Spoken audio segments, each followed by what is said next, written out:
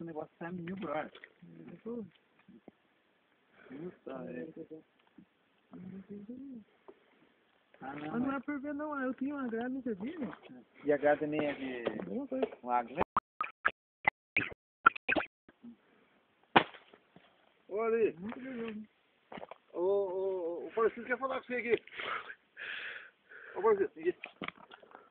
O Parecido quer falar com você. Não tô vendo. Aí, ó.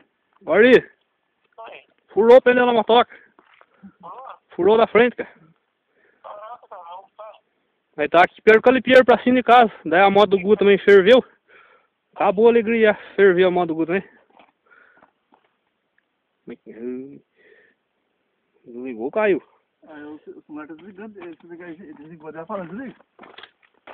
Não tem não? Não, caramba. caiu. Não. Nem dá nem não. Ah, aqui. Aí, ó, o meu tá dando conta. Dá som, dá som.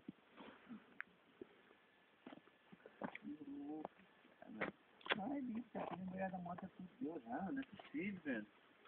Mulher de novo, velho. Olha ali. Caiu a ligação. Aí, eu vou passar pra ele de novo. Aí. Olha aí, furou o pneu da moto aqui, cara. Aí, caiu de novo. Oi. Cara, mas tá bem longe de casa, dá uns 8 km pra cima de casa. A moto do Gu também ferveu, cara. A moto do Gu ferveu também. Tem como vir de caminhonete buscar nós aqui? Tá vendo? Hã? Não entendi. Tinha um buraco. Ah, cara, murchou o pneu da frente, né? O da frente furou. A moto do Gu nem ferveu aqui, cara. Aí tá bem pra cima de casa, no calipieiro aqui. Foi de uma dela lá. Passa. É, né? Você lado, pode ir reto aqui que sai nós aqui. Acabou a alegria, cara. Furou o pneuzinho. Vocês conseguem vir aqui pra nós? Isso aqui, se parar em cima, não é fácil, cara. Mas se quem Oi? ir ali e deixar o negócio abrir ali, não Entendi. Não, cara.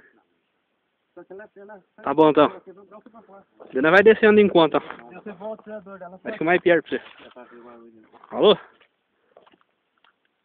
Tava na internet, o cara tentou subir uma ladeira. Assim, Serginho, deixa eu ver. o cara ia bem, daqui a pouco ela Ah, não, abriu o agora negócio e vai de voava conta, com o cara, cara.